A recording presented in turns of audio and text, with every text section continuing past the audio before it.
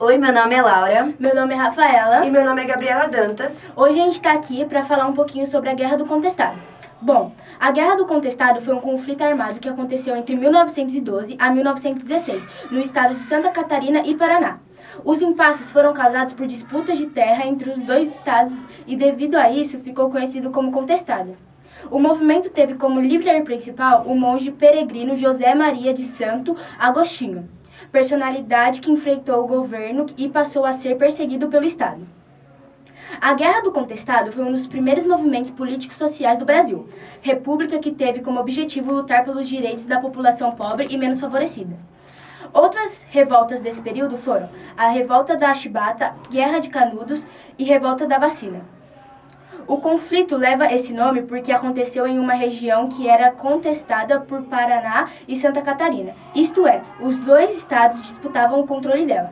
Essa região presenciou o agravamento da situação da população, sobretudo devido aos interesses do governo e do capital estrangeiro. Bom, agora eu vou explicar o contexto histórico. No século XX foi desenvolvido um projeto de construção de uma ferroviária que ligaria São Paulo ao Rio Grande do Sul. Esse projeto foi entregue à Brazil Railway Company, empresa que pertencia a Percival Franquihar. Durante a passagem da ferrovia pela região do contestado, uma faixa de 15 quilômetros de terra foi dada à empresa. Para que a ferrovia fosse construída, todos os moradores que residiam no interior dessa faixa de 15 quilômetros foram desapropriados de suas terras. A desapropriação dos moradores da região foi ampliada quando o Southern Brazil Lumber Incorporation ganhou as terras que ficavam à margem da ferrovia. Essa empresa exploraria a madeira e a erva mate da região. A insatisfação da população local foi controlada pelos empregos que a Railway Brasil trouxe para a região, mas o término das obras em 1910 fez com que um grande número de trabalhadores fosse demitido. Com isso, uma soma considerável de pessoas haviam perdido suas terras para as duas empresas e agora não haviam nem empregos. A insatisfação popular abriu espaço para que José Maria, um autodeclarado monge, pudesse atuar na região. José Maria se instalou no contestado e se tornou uma espécie de liderança religiosa. Ele afirmava que o mundo estava próximo de seu fim, dava conselhos e atuava como curandeiro e prometia a salvação das pessoas. José Maria liderou a formação de uma comunidade que começou a se organizar. Essa comunidade contou com a adesão de muitos dos trabalhadores prejudicados pela construção da ferrovia. Além do elemento religioso, ele também foi marcado por sua organização militar e adesão às ideias monarquistas. José Maria fazia profundas críticas à República, defendia o monarquismo e chegou a escolher um imperador na comunidade que ele criou e ficou conhecida como Quadro Santo. Ficava em Taquarussu, próximo de Curitibanos. A formação de uma comunidade armada que defendia a monarquia e elegeu um imperador foi vista pelas autoridades do Paraná de Santa Catarina. Além dos coronéis da região, como uma grande ameaça...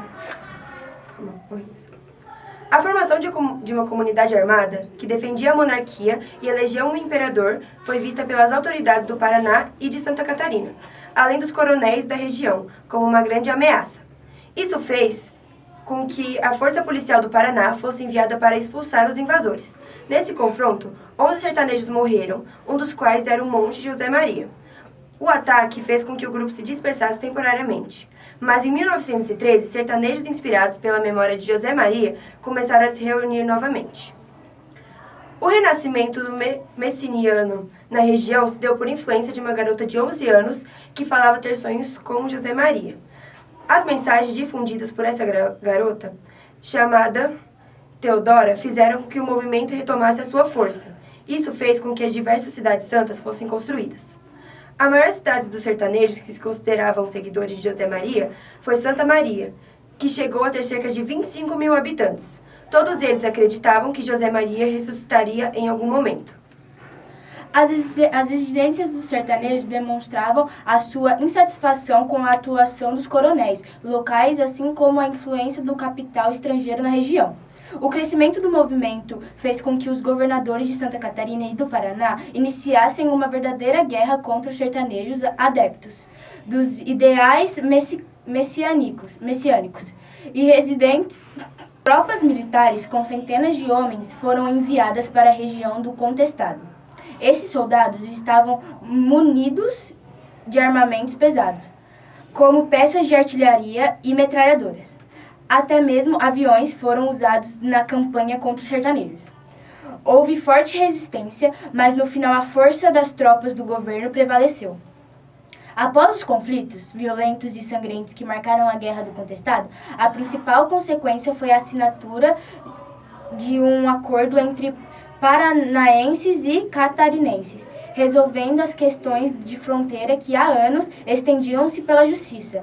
Nas terras contestadas, surgiram cidades como Mafra, Chapecó e Porto União.